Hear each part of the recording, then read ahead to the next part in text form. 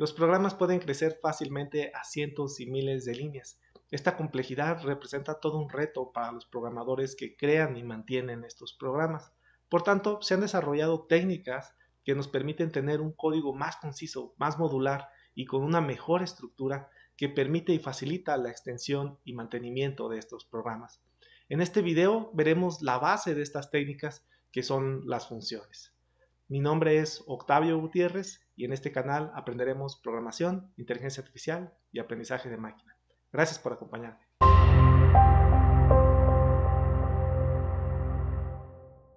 Nosotros podemos ver las funciones como bloques de código, como cajas que reciben una entrada y eventualmente nos da un resultado. También lo podríamos ver como una máquina que recibe materia prima, procesa esa materia prima y eventualmente nos da un producto terminado. Dentro de estas cajas nosotros tenemos un conjunto de instrucciones. Este conjunto de instrucciones está asociado a resolver un problema o un objetivo en particular dentro de un programa mucho más complejo. Entonces nosotros vamos a tener esta caja con un conjunto de instrucciones. Vamos a poner un dominio muy simplista, por ejemplo, sumar dos números. Y a partir de la suma de estos dos números, nos vamos a acostumbrar a familiarizar con la definición de las funciones y con los diferentes trucos sintácticos que podemos utilizar dentro de ellas. Aquí nosotros vamos a hacer la suma de dos números, entonces los parámetros de entrada podrían ser simplemente A y B. Y eventualmente nos va a dar una salida que nosotros la titularemos resultado. Ahora, ya una vez que tenemos definidas estas funciones, podríamos tener, por ejemplo, un programa principal que sea calculadora y nosotros podríamos tener funciones para realizar sumas, funciones para realizar restas, funciones para realizar multiplicaciones. Y estos pequeños bloques de código nosotros los podríamos combinar entre sí para que eventualmente tengamos un programa más complejo, el programa de la calculadora, que podría inclusive combinar las funciones para resolver expresiones matemáticas relativamente complejas. Entonces esto nos le da mucho poder a las funciones porque tenemos sí una modularización, pero a su vez esta modularización nos permite una abstracción adicional a nuestro programa, nos permite tener jerarquías de código dentro de nuestro programa y le da una estructura, lo cual nos va a permitir hacer el programa de una forma más organizada y lo cual será más fácil mantener y extender el código, que es algo bastante común. Pues ahora, ¿qué necesitamos nosotros para definir nuestras funciones dentro de Python? Necesitamos una palabra reservada llamada def, que viene de definition, definición de función, y así como teníamos en las variables un identificador, así exactamente tenemos dentro de nuestras funciones. Y en este caso vamos a tener el identificador suma y la forma en que nosotros damos o metemos los parámetros de entrada, en este caso A y B, es con paréntesis. Un paréntesis de apertura y un paréntesis de cierre. Y separamos con comas cada uno de nuestros parámetros. Ahora, cabe mencionar, aquí nosotros estamos definiendo una función que sí tiene parámetros de entrada. Sin embargo, no todas las funciones tienen parámetros de entrada. En algunos casos particulares, dependiendo del dominio, no lo tendrán. Sin embargo, lo que sí es obligatorio es incluir los paréntesis, ya que esto es la forma en que sintácticamente nosotros vamos a identificar entre una función y una simple variable. Entonces ya una vez que definimos el encabezado de la suma, le ponemos dos puntos que marcan el inicio del código, el código que va a alcanzar el objetivo planteado por la función. Y esto nosotros lo tenemos que meter dentro de un bloque de código separado por un tab. Todo el código que nosotros incluyamos aquí va a estar asociado a la definición de nuestra función. En este caso es muy sencillo, nosotros vamos a definir nada más una variable s donde sumamos el valor de a y b y posteriormente regresamos el valor return s, que es nuestro resultado. Este return es la forma en que yo le estoy diciendo a Python, hiciste una operación y quiero el resultado. Voy a poner un ejemplo. ¿Qué pasa si yo no utilizo return? Porque de hecho es opcional. Si yo no utilizo return y alguien me dijera a mí, suma dos números, me dice cuáles son los dos números, yo mentalmente sumo los dos números y la otra persona podría estar esperando a que yo dijera el resultado, ¿no? Sin embargo, el programa que tengo dentro de mi cabeza podría simplemente decir, ok, me dijiste 7 más 7, yo calculo mentalmente es 14, pero no me programaron para decir cuál era el valor. Entonces es exactamente lo mismo con el return. Si yo no lo pongo, mi función va a hacer la operación, pero no me va a decir el resultado. Entonces, la mayoría de las funciones efectivamente llevan un return porque nos interesa conocer el resultado para posteriormente inclusive meterlo adentro de otras funciones. ¿Algún ejemplo de alguna función que no requiera un return? Por ejemplo, si vamos a modificar una base de datos en función de algún criterio, pasamos ese criterio, modificamos la base de datos, pero no nos va a regresar nada porque simplemente está modificando una base de datos y no requerimos efectivamente que nos regrese algún resultado de la base de datos. ¿Es una modificación? Sí. ¿Hizo una operación? Sí. ¿Pero requerimos algún resultado? Pues no. Entonces en esos casos podríamos no necesitar un return. En la mayoría de los casos sí lo necesitamos, ¿no? Entonces vamos pasándonos Spider. Como les comenté inicialmente, vamos a trabajar con un dominio muy simple, ¿no? Sumar los dos números. Obviamente ya tenemos funciones y operadores en Python que nos realizan ese tipo de funciones. Sin embargo, estoy seleccionando este dominio simplista para podernos enfocar en la parte sintáctica de las funciones. Y ya una vez que nos hayamos familiarizado con todos los trucos sintácticos, entonces sí veremos unos ejemplos un poquito más complejos que inclusive nos ayudan a ver las ventajas que tenemos con respecto a reutilización de código dentro de Python, utilizando las funciones. Entonces, para definir una función, utilizamos def, el nombre, y voy a ser un poco más específico aquí, voy a ponerle suma dos números, porque eventualmente vamos a hacer que sume más números. Entonces quiero separarlo desde aquí, nuestros paréntesis de apertura y de cierre, que va a recibir dos parámetros, A y B, los dos puntos para iniciar el bloque de la definición de la función, y en este caso es muy sencillito, a suma le vamos a poner suma A más B, y ahora sí le vamos a decir regresa suma. Y con esto nosotros estamos teniendo la definición de nuestra función que tiene lo mínimo, ¿no? Lo básico indispensable. ¿Cómo nosotros la podemos llamar? La podemos llamar como llamamos cualquier función. El caso de print es una función provista ya por Python y podríamos decir así la suma, el resultado de sumar 3 más 4 es igual y mando llamar mi suma, se llama suma dos números, aquí está, y le paso los dos parámetros, 3 y 4. Ahí está. Voy a hacer esto un poquito más grande para que podamos ver toda la instrucción completa. Y ejecuto mi programa. Y aquí está el resultado. El resultado de 3 más 4 es igual a 7. Y obviamente yo ya tengo mi función programada y yo la puedo mandar llamar tantas veces como yo quiera. Yo podría ponerle la suma de 13 más 4. Le pongo acá también para que tenga concordancia entre lo que está escrito aquí y lo que obtenemos de resultado. Y sí, efectivamente, mantenemos el resultado anterior que estamos imprimiendo aquí y posteriormente tenemos 13 más 4 que es igual a 17. Ahora, yo estoy sumando simplemente dos números, requiere dos parámetros de entrada, pero ¿qué pasa si quisiera sumar tres números? Bueno, entonces le ponemos A más A, B, C y acá le ponemos A más B más C. Suena poco práctico, ¿no? Y 4, y 5 y 6, entonces es muy, muy complejo. Se puede resolver esto de diferentes maneras. Una relativamente sencilla sería incluyendo una lista como parámetro de entrada, lo cual es posible, puede ser cualquier tipo de objeto lo que podríamos meter a una función y de hecho una función podría regresarte cualquier tipo de objeto.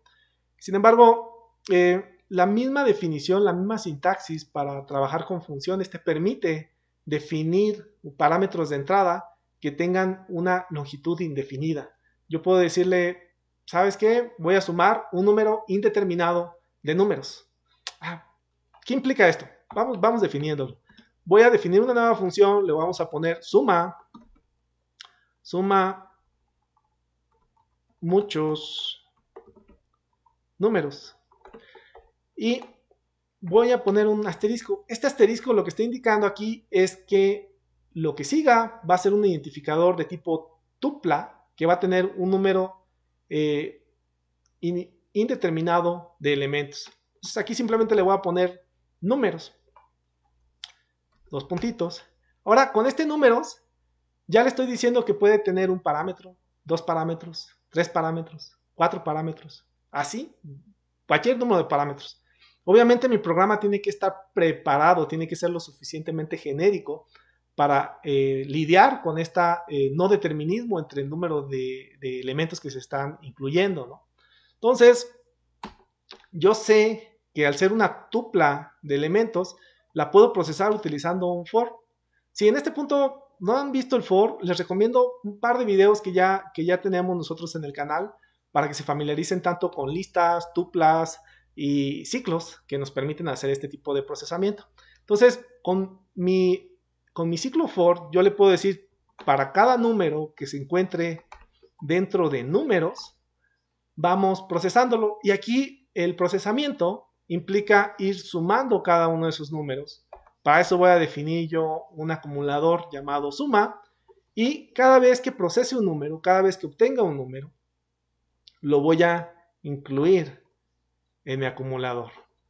Entonces, ¿qué está pasando aquí? Si yo tuviera números, sin números, voy a poner aquí un comentario, sin números sería una tupla que tuviera 1, 2, 3, 4, 5, por ejemplo. Lo que va a pasar es que cuando llegue aquí dentro de números, le voy a poner un igual aquí nada más para que quede un poquito más claros. Números, ahí está ya. Es un comentario, obviamente este no se ejecute, es nada más para la ejemplificación.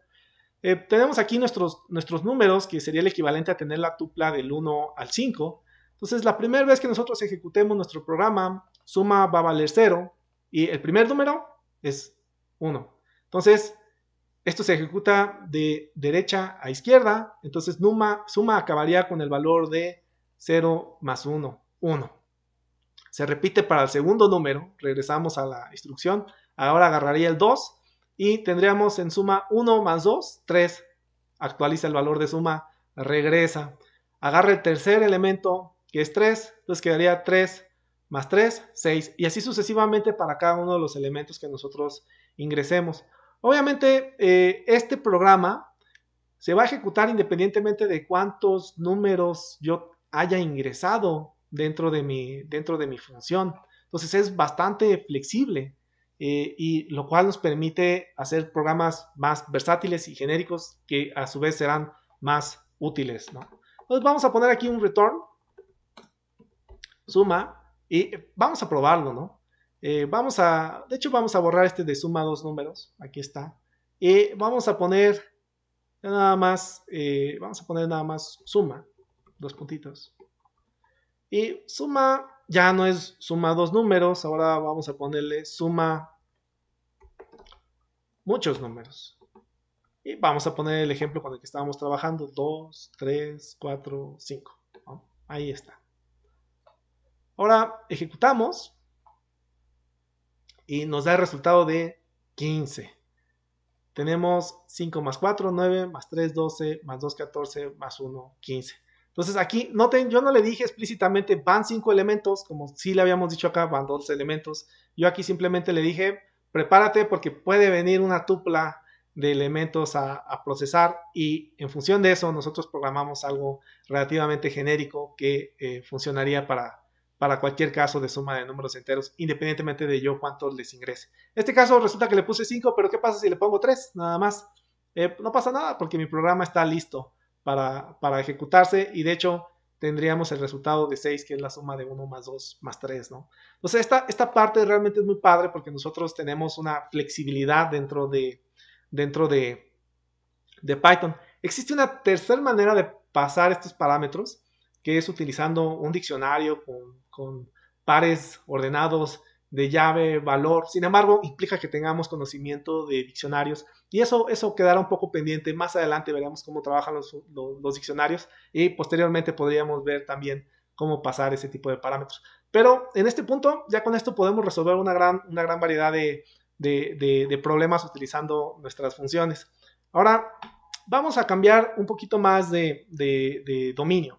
Vamos a poner un dominio donde imagínense que vamos a hacer como impresión de credenciales de una base de datos de la población de un país. Y nos están diciendo que las credenciales deben de tener el nombre de la persona impreso de una forma muy particular. Entonces, yo podría tener nombres de personas, a lo mejor escritas todas exclusivamente en mayúsculas, tal vez, ¿no? Donde yo tendría una variable de una persona que se llame Juan, y yo podría tener también una variable de una persona que tenga un apellido paterno, que nada más le vamos a poner paterno, Hernández. Son strings, ¿no? Entonces hay que ponerle las comillitas. Aquí está. Y podríamos tener una variable donde sea simplemente materno. Aquí está. Y a lo mejor el apellido materno sería Jiménez. Y nos están diciendo, bueno, independientemente de cómo tengas tú representado estos datos y todos mayúsculas, todos minúsculas o combinación de mayúsculas y minúsculas, lo que nosotros queremos dentro de nuestro programa de formateo para que lo imprima muy bonito en las credenciales es que nos ponga así efectivamente el primer nombre, porque quieren resaltar el primer nombre de las personas en mayúsculas, pero que a partir de ahí nos regrese Hernández en mayúsculas y minúsculas y Jiménez en mayúsculas y minúsculas. Y nos debe de regresar una función que nos regrese nada más un string.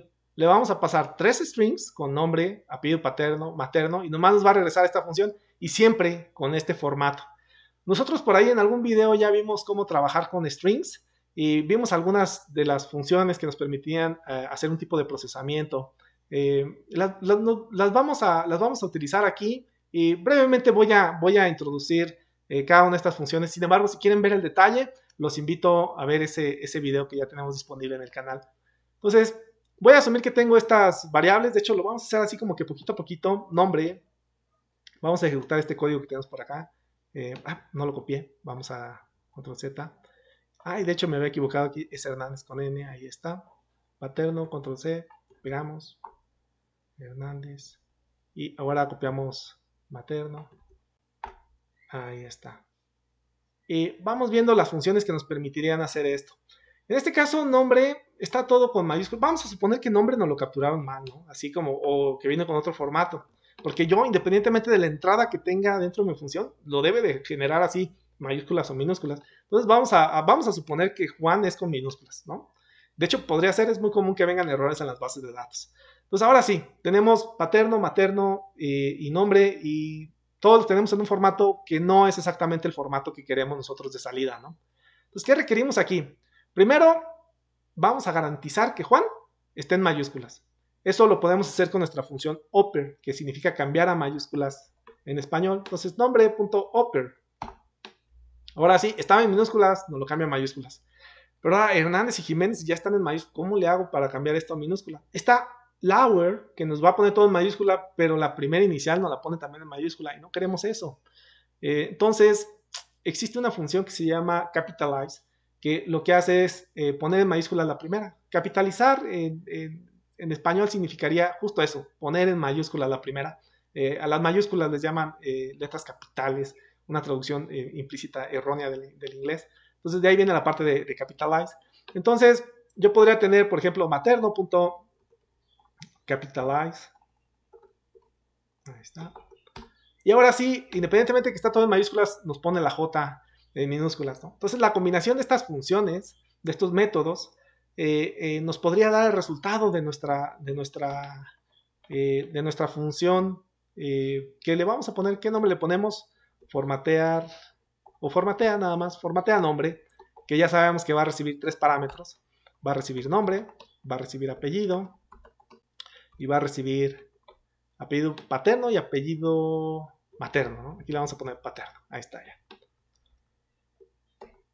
Ahora, yo voy a formatear esto, lo voy a meter dentro de una variable, le vamos a poner simplemente formato y ya sabemos cómo cambiar a mayúsculas, entonces es nombre.oper.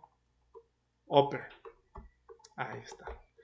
Y aquí le concateno el paterno y es paterno.capitalize, ¿no? Sin embargo, hay que tener un poco de cuidado porque ¿qué pasa si yo sumo Juan, independientemente de que esté mayúsculas o minúsculas, y después sumo Hernández, pues me lo pone sin espacio, ¿no? Me lo pone pegado y esto ya no se ve bonito. Entonces le vamos a poner aquí unos espacios. Ahí está. Listo. Y terminamos con materno.capitalize.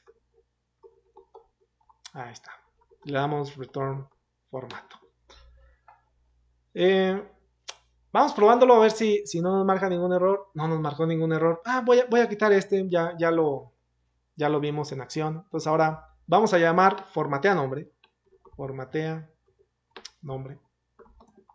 Noten que formatea nombre es mucho más simplista que meter toda esta línea, ¿no? Que de hecho está bastante larga. Ahora queda mucho más simple y esto haría nuestro programa más conciso. Inclusive desde aquí, desde algo tan sencillo, ya podemos ver cómo nos podemos ahorrar código y nuestro programa quedaría más legible. Y ahora voy aquí a poner nuestro ejemplo, Juan, con minúscula, así un poco raro con la N minúscula. Y voy a poner después el paterno que estábamos poniendo Hernández. E inclusive también lo pongo raro para efectivamente ver que está funcionando como nosotros esperamos. Y el materno le vamos a poner Jiménez. Ahí está. Muy raro todo, pero queremos ver justo eso, ¿no? Que sí esté funcionando. Ejecuto mi código a ver si no se nos escapó nada. Y sí, efectivamente, se nos escapó algo, miren. Juan Hernández Jiménez pegado. Nos faltó aquí el espacio. Separar paterno de materno. Entonces, nada más vamos a hacer un pequeño cambio. Ahí está, listo. Y ahora ejecutamos nuevamente. Y tenemos efectivamente la salida que andábamos buscando. Ahora, independientemente de que utilicemos otros nombres, vamos a ponerle, por ejemplo, José Guzmán Pérez. Y lo probamos. Ahí está. Entonces ahora tenemos Juan Hernández, Jiménez, José Guzmán Pérez. Y lo hacemos simplemente llamando nuestra función. Inclusive aquí, este error que cometí yo de ponerle un espacio y cosas por el estilo, imagínense que lo vuelvo a cometer, ¿no? Lo voy a borrar. Ahí está ya. Lo ejecuto. Me lo pone todo pegado. Pero yo ya lo tengo incorporado dentro de mi programa. Entonces, el hecho de que lo tenga todo en una función, yo corrijo la función. Y automáticamente al corregir mi función, ya estoy... Ahí está.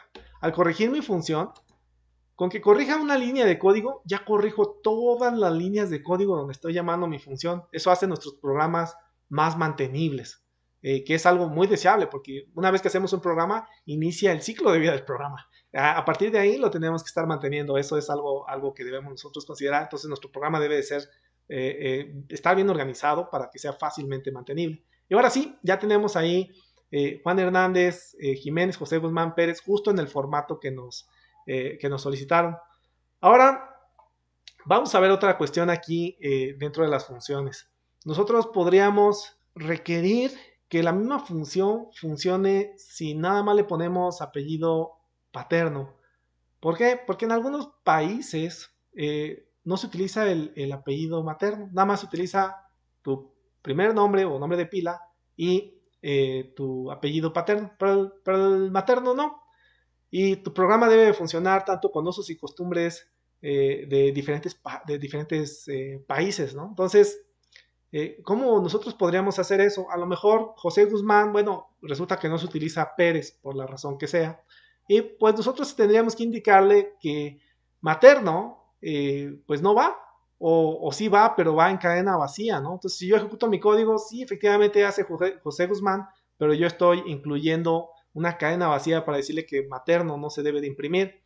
Y eso como que agrega un poquito más de complejidad, ¿no? Yo quisiera que a lo mejor simplemente le pusiera José Guzmán y funcionara o pudiera funcionar, ¿no? Porque resulta que nada más vamos a utilizar el apellido paterno.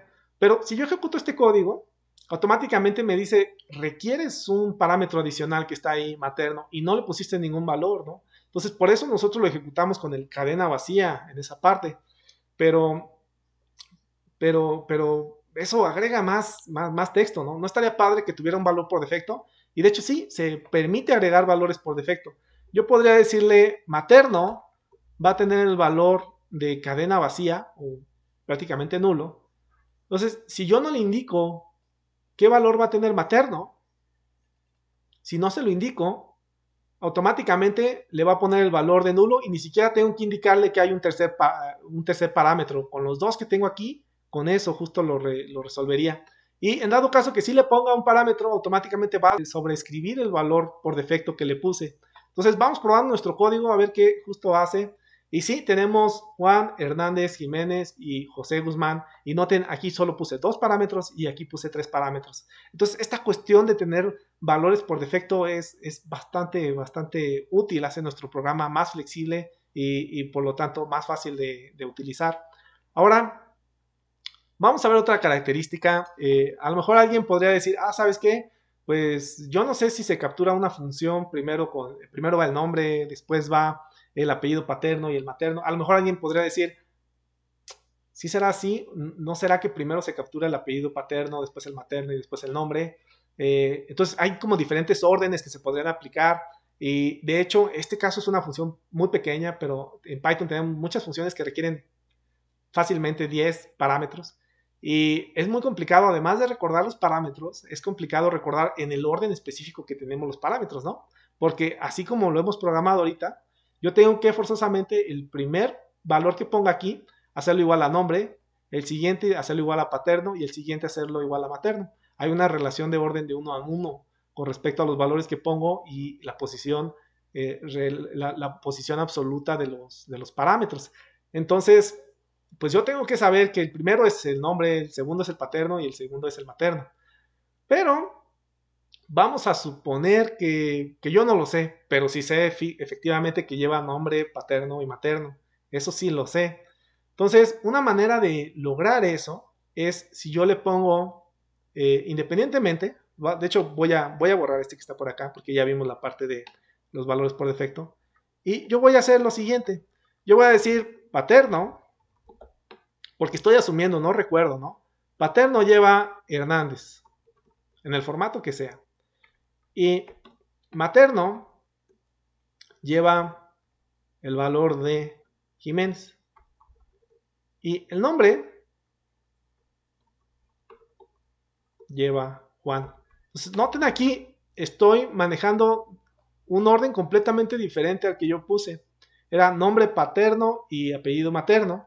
Y ahora tengo paterno, materno y nombre. O sea, completamente en desorden, ¿no? Sin embargo, estoy utilizando el nombre del parámetro y le estoy asignando un valor. Entonces aquí digo, paterno es Hernández, materno es Jiménez, nombre es Juan.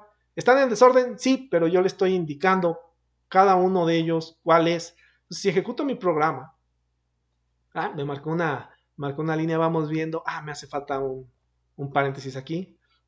No nos perdona nada Python. Ahí está ya. Ahora sí, ejecuto, vean el resultado, es exactamente igual, Juan Hernández Jiménez, a pesar de que lo incluí en diferente orden, pero fue gracias a que yo pude utilizar esta notación que me permitía, independientemente del orden en el que estuviera, decirle a ese parámetro que se llama paterno, si está en el último, el primero, en medio, donde esté, asígnale este valor. Entonces, esto se utiliza mucho dentro de Python, es común a raíz de que existen funciones con múltiples parámetros y recordar los parámetros es complicado. Recordar el orden de los parámetros todavía es más complicado, ¿no? Ok, entonces, ahora vamos a hacer una función un poco más compleja. Esta la vamos a meter en el dominio de crear una clave poblacional. Es muy común que en muchos países existe una clave que está a partir del nombre de la persona y a partir de la fecha de nacimiento. O también es común a partir de datos personales generar un identificador único de las personas. A veces es en función de dónde nacieron, en función de cuándo nacieron y comúnmente en función también de su nombre. Entonces vamos a hacer un programa que nos genere este identificador de una clave poblacional. Voy a borrar estos que están por acá, voy a dejar las funciones y vamos a platicar un poquito de los requerimientos. ¿Qué tiene que hacer nuestra función? Pues para saber cómo lo vamos a programar, ¿no? Nuestra función va a recibir un parámetro de entrada que se llame nombre. Vamos a utilizar exactamente el mismo nombre de Juan Hernández Jiménez, que es un buen ejemplo. Y vamos a utilizar otro parámetro de entrada que va a ser no la edad, más bien la fecha de nacimiento. La fecha de nacimiento. Y esta inclusive va a ser le vamos a poner, sí, 1980 es buena fecha. Ahí está. Entonces tenemos Juan Hernández Jiménez, fecha de nacimiento 1980. Y lo que nos debe de dar de salida a nuestro programa, el resultado, es una clave que tenga lo siguiente, que tenga la inicial de cada uno de los vocablos del nombre. Entonces, en este caso, J, H, J. Entonces, J, H, J. Y que tenga los últimos dos números del año de nacimiento. Entonces, sería 80. Entonces, JHJ80 sería la clave, lo que nos debería de regresar a nuestro programa. Pero resulta que no se llama Juan, sino se llama Juan Pablo. Entonces nos debería regresar JPHJ. Nada más tiene uno solo. Entonces, si nada más tiene uno solo, nos debe de regresar JHJ. Entonces, lo que estoy dando a entender aquí es que independientemente de cuántos vocablos conformen el nombre, nos debe de tomar la inicial de cada uno de ellos. Esto suena interesante, se puede resolver de diferentes maneras. Vamos a ver una forma de resolverlo. Este nombre que tenemos por acá, pues una forma de acceder a las iniciales sería utilizando los índices, los caracteres de cada uno de cada uno de los elementos del nombre. Porque recuerden, estos funcionan como si fueran listas, ¿no? La primera, y arrancan contando desde el 0. Entonces, si yo le doy nombre 0, con eso obtengo la J. Y si yo quisiera obtener la H, estuviera en el 0, 1, 2, 3, 4, quinto, al parecer. Y con esto obtengo la H. Pero noten, estoy yo contando y bueno, puedo hacer eso, ¿no? Eso como que no me va a permitir tener programas flexibles que sean útiles. Sin embargo, yo conozco cómo hacer tratamiento de texto, ¿no? Y si por ahí no recuerdo, no han visto el video, les recomiendo el video que tenemos para hacer tratamiento de texto dentro del canal. Y yo puedo decir, ok, tengo un texto y yo lo quiero separar en los diferentes vocablos con los que lo conforman. La forma en separar el nombre es utilizando un método que se llama split. Y este método recibe de parámetro el delimitador. ¿En función de qué lo vas a separar? Si lo vas a separar en función de comas, si lo vas a separar en función de guiones o si lo vas a separar en función de los espacios. En este caso es en función de los espacios. Yo quiero que me separe Juan y que me separe Hernández y que me separe Jiménez y yo sé que están separados por espacio. Sin embargo, la función split, así como nosotros teníamos arriba un valor por defecto toma el espacio. Entonces, noten, esa parte es muy bonita porque ya sabemos exactamente cómo está programado, ¿no? También tiene valores por defecto. Entonces yo nada más le pongo nombre split y vean, ahora me regresa una lista con los diferentes elementos, con los diferentes vocablos de Juan Hernández Jiménez. Entonces vamos a definir una función, vamos a sacar ventaja de esto y le vamos a poner aquí crea clave. Los dos parámetros de entrada, nombre y fecha de nacimiento, dos puntitos, y vamos a generar una variable clave que en este punto pues no va a tener nada, ¿no? Porque pues apenas lo vamos a generar, pero le vamos a ir poco a poco construyendo los valores. Ahora, si yo tengo una lista, yo tengo una manera de recorrer los elementos de una lista, ¿no? Y esa manera lo puedo hacer a través tanto del while como del for, pero el for está hecho explícitamente para trabajar con mis listas y aparte yo no sé si tengo 3 o 4 elementos, lo desconozco. Y si quisiera programar de una forma relativamente sencilla, el for es lo más adecuado. Entonces, yo puedo decir para cada vocablo que se encuentre dentro de nombre.split, ahí está ya, que es justo la lista que nos acaban de generar aquí, pues simplemente, en este caso le voy a poner imprime vocablo, ¿no? Nada más, para ver qué es lo qué resultado nos da. Está incompleto, todavía no estamos resolviendo nada, pero ya vamos a ver una parte funcional de nuestro programa, a ver si sí está haciendo lo que nosotros queremos. Y voy a imprimir aquí, crea clave, le vamos a poner aquí el nombre de Juan Hernández Jiménez. Y vamos a pasar también la fecha de nacimiento que estamos asumiendo que es 1980. Ahí está. Ahora ejecuto mi programa, vamos viendo si está todo bien. Sí, nos imprime Juan Hernández Jiménez. Nos imprime un non. Vamos a ignorar este non. Más adelante, de hecho, al final vamos a platicar de qué hace este non. Primero me quiero enfocar justo en esto de los vocablos, ¿no? Ok, entonces tenemos Juan Hernández Jiménez. Sí, efectivamente aquí sí tenemos vocablo. Justo lo que queremos. Y ahora ya sé que cada vocablo es un string y que cada string yo puedo acceder a su primer elemento, que es justo lo que me interesa a mí. Me interesa la J, me interesa la H y me interesa la J de Jiménez. Entonces es el primer elemento. Ahí está. Le damos un run nuevamente. Ahí está. JHJ. Ya se está pareciendo a lo que nosotros queríamos que nos diera, ¿no? Ok, ahora ya tengo aquí nuestro vocablo. Pues, ¿qué pasa si el primer carácter ahora se lo vamos concatenando a clave, ¿no? Clave hasta cierto punto va a funcionar como si fuera un concatenador aquí, un acumulador. Pues ahora va a agarrar la primera inicial, se la va a guardar en clave. Después le va a acumular la siguiente inicial del siguiente vocablo y así sucesivamente hasta que haya tomado todas las iniciales, independientemente de que se llame Juan Hernández Jiménez o Juan Pablo Hernández Jiménez. Y eventualmente voy a imprimir nuevamente el resultado. Vamos a ponerlo por acá. Print. Clave. Para ir viendo los resultados que nos está dando. Le damos un run. Y JHJ. JHJ. Ya estamos muy cerca. Ya nomás nos hace falta concatenarle el 80. Que parte a partir de un número. Ok. Del número podría sacar el 80, pues sería un poquito más complicado. Una forma sencilla se me ocurre decir, ¿sabes qué? ¿Qué pasa si el número lo convertimos a un string? Y así ya nomás le digo, dame los últimos dos caracteres. Eso es factible, suena relativamente sencillo. Entonces yo podría decir, de la fecha de nacimiento, voy a convertirla a un string, ¿no? De hecho, voy a meter una nueva instrucción aquí. Le vamos a poner fecha de nacimiento. Le vamos a asignar el número que nos están pasando, pero en versión string. Es muy diferente, ¿no? Recuerdan esto de los tipos de datos. Entonces, lo que le voy a asignar aquí es fecha de nacimiento y le vamos a poner lo mismito, pero en versión string. Está nuestra función str que nos lo va a convertir.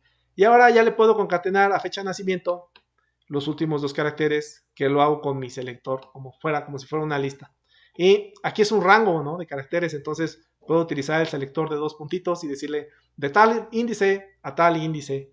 Y una de las características de esto es que nos permite seleccionar índices del último al final, y eso lo indico con índices negativos. Dame los últimos dos elementos de mi texto. Entonces aquí, este fecha de nacimiento va a agarrar exclusivamente el valor de 80. Vamos probándolo a ver si está todo bien. Si no, realizamos ajustes. Efectivamente, aquí tenemos un JHJ80 y ya con eso estamos cumpliendo con las especificaciones que tenemos. Ok, entonces aquí ya vimos cómo hacer la extracción. Ahora sí, vamos enfocándonos en esto que les comentaba de que este non que está haciendo. ¿Qué está haciendo este non? ¿Por qué sale un non, no? Non significa ninguno o tal vez nada, también podríamos hacer una traducción así. Ninguno, nada. ¿De dónde sale? Sale de este print que está aquí. Yo le di aquí print, la clave que me genera esto. Sin embargo, noten algo. Y de hecho, todos los demás anteriores funciones teníamos un return, return, return. Y acá no tenemos un return, tenemos un print adentro, pero no regresa nada. Entonces, lo que está haciendo aquí este programa, esta función, es, volvemos al ejemplo de la suma. Súmame dos números. 7 más 7. Yo no digo nada, pero lo anoto en una libreta. Anoto el resultado en una libreta. Y la otra persona podría estar esperando que yo dijera el valor. Claro, aquí la otra persona, como sabe que yo lo anoté, puede voltear a ver la libreta y ver el resultado, pero tendría que voltear a ver, que es exactamente lo que estamos haciendo nosotros. Estamos volteando a ver cuál es el resultado, mas no lo podemos almacenar en una variable, porque no te lo está diciendo. Entonces, este print lo incluimos, recuerden, para ir mostrando los valores parciales, cómo íbamos procesando. En realidad debe de ser un return. porque a pesar de que lo está escribiendo en la libreta, que es justo esto, no me lo está regresando. Y este crea clave me regresa nada. Y imprimir nada es explícitamente imprimir none. Explícitamente eso hace nuestro programa. Ahora sí tenemos nuestro return. Ya borramos el print, que era lo que nos imprimía aquí. Y ahora este none ya no va a existir porque directamente sí nos va a regresar algo y lo vamos a poder imprimir. Ejecuto mi programa y sí, efectivamente aquí tenemos JHJ80. Ya no hay none porque nuestro programa crea clave. Sí, efectivamente nos regresó el resultado, ¿no? Entonces, como podrán ver aquí, cada vez vamos haciendo programas un poquito más complejos y un poquito más complejos, probando, mezclando diferentes funciones y técnicas que ya hemos visto dentro de nuestro canal.